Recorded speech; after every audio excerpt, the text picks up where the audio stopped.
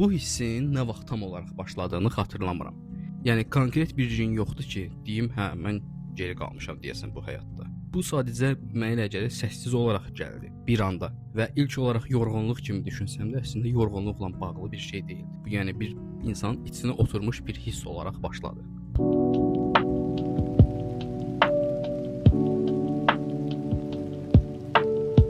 Salam, bu günləri Ağılda Qalan podkastının 2-ci bölümüdür. Xoş gəlmisən. İstəyirəm bu bölümdə həyatda geri qalmaq hissindən, bundan danışım. Ümumiyyətlə mənə elə gəlir, bu hiss bir növ insan yaşı ilə də əlaqəli ola bilər. Çünki yəni bir dönəm belə baxırsan ki, elə bil dünənləri 20 yaşım var idi, amma bir anda artıq 28 yaşa çatıram və bu aradakı illər bulanıq kimi gəlməyə başlayır. Düzdür, mən məsələn keçmişə baxanda çox şey elədiyimi düşünürəm, amma bir tərəfdən də heç nə eləmədiyimi də fikirləşməyə başlayıram. Bu hiss mənə elə gəlir bir tərəfdən müqayisə ilə başladı.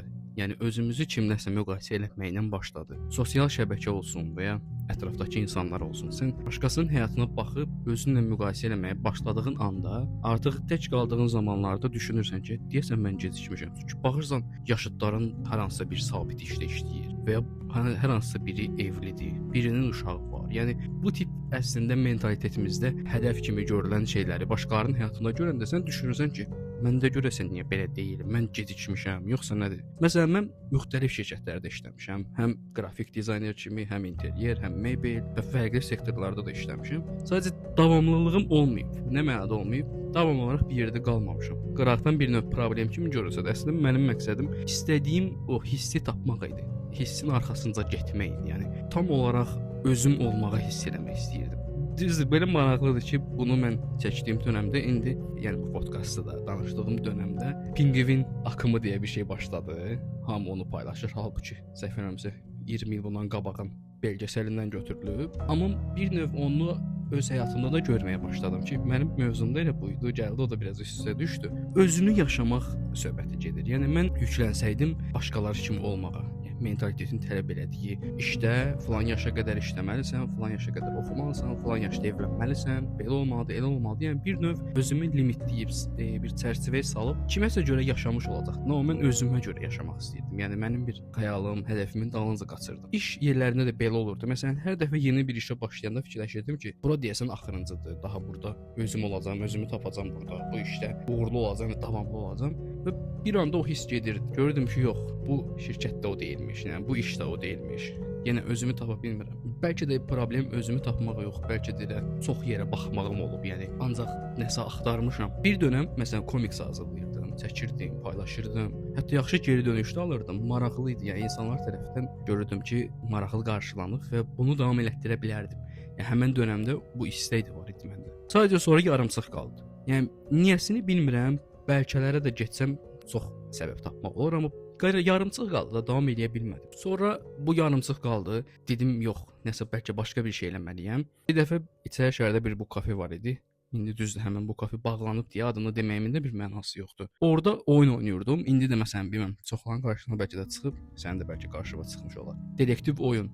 Bu Türkiyədən gətirirdilər Trendyolla.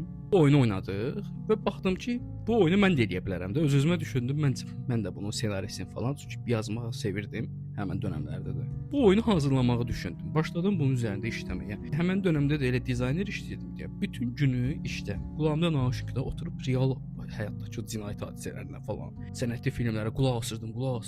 Bir ay boyunca demək olar bütün araşdırmaları falan elədim. Sonra oturdum. Bir aya yaxın dövrdə də bunun ssenarisini yazdım, elədim. Elə bu dövrüm idi ki, işdə öyrəşmişdim, qulağımda ancaq nəyəsə qulaq asmalıydım da. Və podkast olaraq hekayədən adamları tapdım, kəşf elədim belə deyə 2023-də. Onlar hələ o qədər də məşhur deyildilər. Və onları dinləyərək də bir növ gələcək podkastına bir yol açırdım, bir cığır açırdım özümə. Nəsə bu əslində başqa podkastın mövzusudur, bunu sonra danışaram. Oyunu hazırladım, dizaynına qədər, çapı falan, reklamına da başladım. Elə ilk müştərim də şeydi, həmin o oynadığım bu kafedəki onların sahibi də oldu. Və bu oyun da məsələn maraqlı getdi, dostlarımdan da alanlar oldu. Yəni yenə özümü tapmış kimi hiss gəlmişdi mənə. Düşünürdüm ki, hə özümü tapmışam. Davam eləyirdim. Yenə bir dönəm getdi, sonra bu da yarımçıq qaldı. Yəni niyəsini bilmirəm, amma həyatımda demək olar ki, bir çox şey yarımçıq qalır. Və bəlkə də indi bu yaşıma çatanda artıq düşünürəm ki, hə, səbəbi davamlılıq imiş.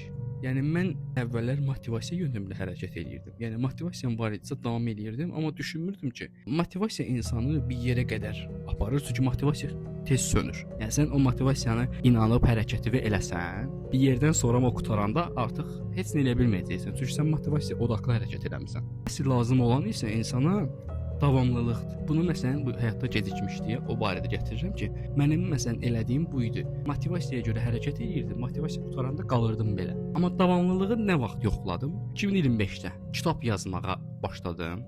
Ondan qabaq da 2018-dən bəri onsuz da yazırdım. Biraz Wattpad tərzində yazırdım və onlar da yarımçıq qaldı. 3 dənə fərqli roman deyə yazırdım.